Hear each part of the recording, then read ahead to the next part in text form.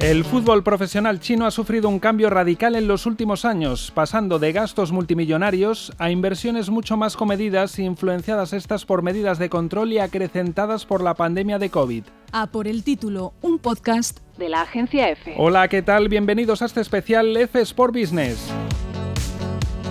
Una metamorfosis que se ha llevado por delante al menos a 24 clubes profesionales desde 2020, desaparecidos entre casos de corrupción, bancarrotas y falta de interés entre los otrora propietarios de estos, aunque este cambio no solo ha provocado la defunción de estos equipos, también la caída a los abismos de los antaño reyes indiscutibles de la Superliga con 8 campeonatos ligueros en la década anterior.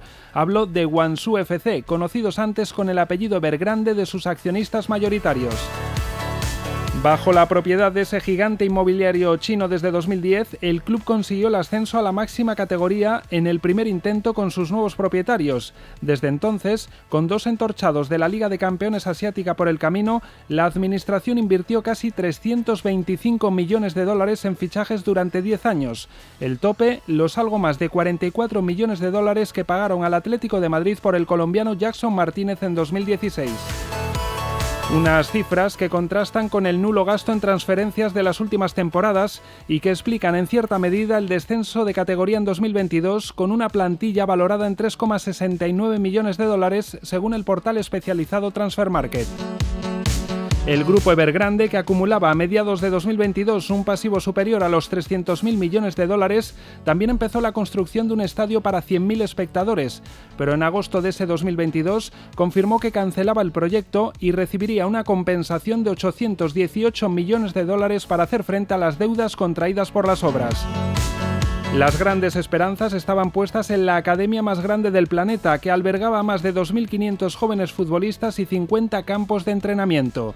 Pero transcurridos 10 años y tras una inversión de 185 millones de dólares, ningún jugador formado en esos terrenos había alcanzado el primer equipo. El caso del Guangzhou es posiblemente el que mejor representa el ascenso y caída de los ahora juguetes rotos de varios inversores que acudieron al llamado del presidente del país, Xi Jinping, para relanzar el fútbol patrio. El objetivo era clasificar a China para un mundial primero, organizar un torneo después y ganarlo como guinda antes de 2050. La historia del Jiangsu FC, propiedad del conglomerado Suning, también es significativa tras gastarse más de 177 millones de dólares en sus últimos 5 años de vida. El ahora desaparecido club anunció apenas 3 meses después de ser campeón de la Superliga de 2020 que suspendía sus operaciones inmediatamente ante los problemas económicos que atravesaba su propietario. El Tianjin FC de la compañía de medicina tradicional Quanjian, que en sus últimos 4 años se gastó más de 166 millones de dólares, o el Chongqing FC, propiedad de la tecnológica Dandai, son otros 2 ejemplos de grandes inversiones que terminaron con la disolución de clubes.